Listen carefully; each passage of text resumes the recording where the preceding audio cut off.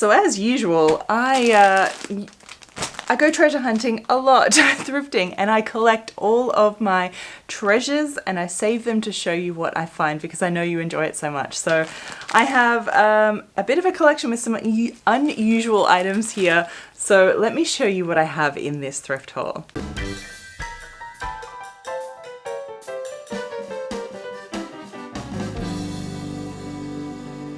Welcome back, my sewing friends. It is delightful to see you again. If we are just meeting for the first time, welcome. My name is Evelyn Wood, and here on this channel we do everything sewing skills to help you get better at your sewing. And sometimes the sewing supplies come into it, and that is thrifting, because we all know that using second-hand and thrifted items is one of the most sustainable ways that we can live our lives, and we include that into our sewing. At least that's what I do around here, and I know you do too. So I always, what I call treasure hunt, thrifting. I go treasure hunting and I collect it and I put it all to the side for you because I know you really enjoy these kind of show and tell or thrift and tell maybe videos of all the fun things. I have found one very unusual item, some I guess standard items that I might find, but thrifting, you never know what you're going to get. So what have I just found in this little thrift haul? So if you're wondering, I get my things from many places. Thrift stores, op shops as we call them in Australia here, charity stores, same thing, garage sales, even the tip shop, so sort of the where people go to dump like the rubbish, where you take your rubbish, people throw out good things and they actually have a store that sells things. That's where one of my most unusual items came from. First up, let me go through the thrift finds. I was lucky enough to find 100% cotton embroidered cotton little eyelet. Beautiful, beautiful. So there is enough here to make a blouse or something really nice. I love finding these types of things because I pretty much only buy secondhand fabric these days. So, and one thing I did find was so, you know, I use bed sheets a lot for fabric, especially for toiles and for mock-ups, practice pieces, but I found some silk sheets. Yes, so it was a bit more expensive than I would usually, you know, pay for something at the thrift store, but let's open this up because I need to have a little look at this. Well, this is just the pillowcase, so yeah, so the fabric is bedding silk, so it's not dress fabric, it's bedding fabric. So it's not quite as drapey and as luxurious as I would like a silk garment to be. But hey, for $25, this is double sheet set, so you can imagine how much fabric is actually here. So the underside is, yeah, not so pretty. Bed sheets, remember. So I'm going to use this, I think maybe I could make a beautiful silk robe and beautiful nightgown. That's what I'm thinking with this. Anyway, you give me an idea. What would you make out of this much? Remember, there's 2 double sheets here. Silk bedding fabric. What would you do with it? But any natural fibers, any. I basically do not ever pass up because how could you possibly pass them up, right? So something else that I just recently found, a lot of these things I've saved up from last year and some I just found the other day. This one I just found the other day. An entire stack of peacock feathers. So, I mean, I would never buy these new, but of course secondhand.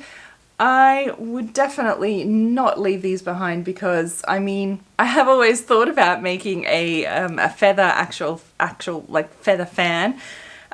These would be obviously perfect, almost the right size. So I definitely couldn't pass these up for just a few dollars. And I don't have a use yet, but I'm going to put these into my little safety deposit box of sewing supplies. And they will use those later for some project, I know. I picked up this little pattern. This is definitely from the 80s, maybe early 90s. It's just a really simple top, but I really like how they've made the pleats across here to create a bit of shape and fullness. I think that will make a really nice casual top. If you like even if I create my own version of this, it was just really nice. And then I did take this. I don't embroider, you know this, but I always plan to. This is a vintage like transfer design of a peacock. Sorry, I thought it was embroidery, but it turns out it's for crochet. And I definitely do not know how to crochet, but anyway, I'm sure I could use this template for something else, but I was just really taken by this beautiful peacock. I love them. So I might use, maybe I can use that same design for some kind of embroidery or something like that in the future. So that came home with me. Now I did in fact find I've got some little cards that you actually put on your embroidery floss. When you've cut it off, you can wind it around. A big stack there for $1, so that'll be a nice little organization. I guess just a way to organize all those embroidery flosses once you open them up and they turn into a big giant mess. I managed to find a fiberglass tape measure. Now you know I use these all of the time. I have sewing tools videos here about the tools that I like, and you know that a tape measure, flexible tape measure, is one of them. So I haven't opened this up yet. What we need to check is, does it start from centimeters and inches on both sides, because that's what I like. I use centimeters. And does it start from the number 1 on both sides? Well, that one I think that I did find. But the other thing that we need to check, let me open this, hang on. One thing that you need to do if you ever find these flexible tape measures is they shrink, they stretch, they change size. So you definitely need to measure against with a ruler, something that don't use another tape measure, and make sure it is an accurate measurement still, because they are so often not. So make sure you check it, and you should check your tape measures regularly to make sure.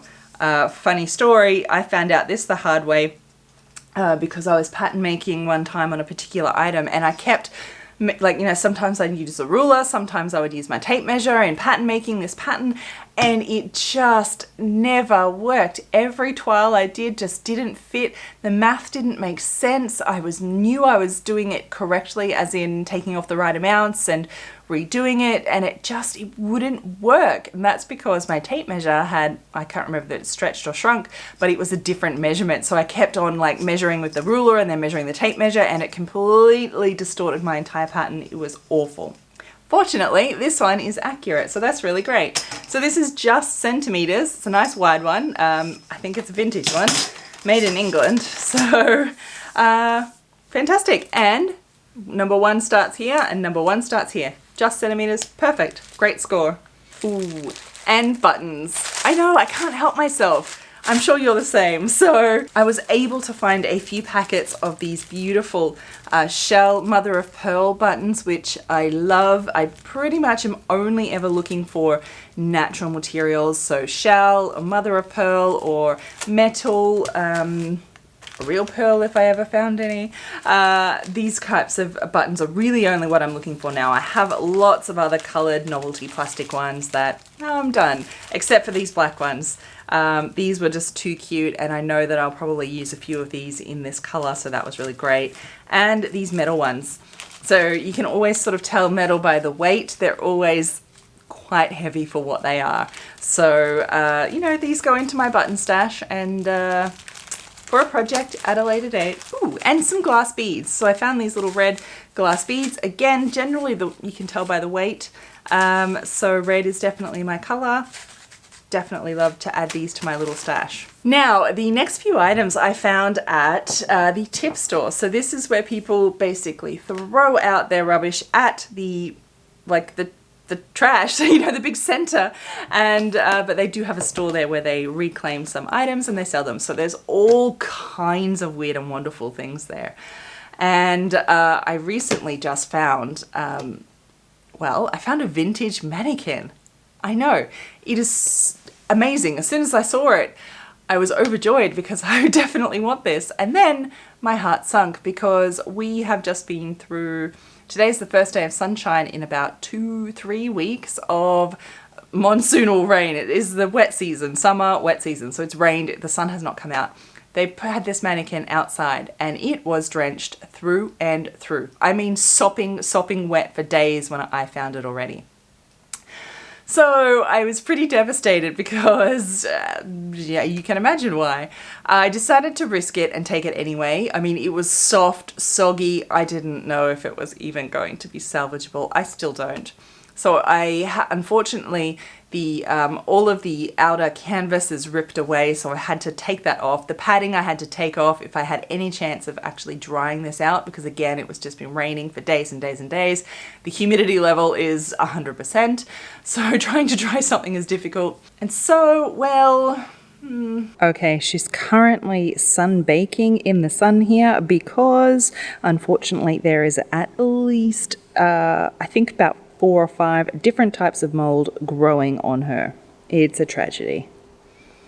So I really do hope that she is salvageable. I'm not sure yet, but time will tell. Also there on that particularly rainy day when I went there, I also found, you know, when you see tins like this, you know to look inside, right? Because everybody knows that vintage haberdashery is stored in old biscuit tins. That's the rules. Everybody knows this. So in here there is a bunch of, well, there's some old needles and embroidery, but basically this is an entire container full of embroidery floss. So I have every color I think that I could imagine I would ever need now. So I picked that one up for just a few dollars. And also in this little tub, oh my goodness, I found there's some cotton tape, but it's on a wooden, holder. So usually these are always cardboard or plastic, but this is a little wooden one. So this is really cute, giving me ideas of my future dream sewing studio where I could have them all on wooden little bits like that. So it's full of bias binding. Let me get this out. So pretty much so many different colors of bias tape here, which is great. It's all vintage, so it's all cotton, which is fantastic. That is my favorite. I don't like the polycotton ones. I like 100% cotton. Tiny little bit of this gorgeous trim that won't go very far, but it is gorgeous nonetheless. And, look at this. Rickrack, vintage rickrack. So it's really soft, 100% cotton. It is so soft. Why don't they make rickrack like this anymore? I don't know. Red, my favorite color. So this was a really great find. I'm so happy to have these that I'll use. I like to use it half, so sort of sew half of it in and then half just pokes out rather than having the rickrack on top. I think I've used that in this refashion video actually around the collar. If you have any ideas for me on how to save that beautiful mannequin, I would love to hear it. If you've had any experience in doing that, do let me know because I'm a bit at a loss. I don't have much time to spend on it, but it'd be such a shame for it to not work out. Anyway, do let me know. Which one of the treasures would you have not left behind either? I always do enjoy hearing those because it's always so much fun, right? Show and tell.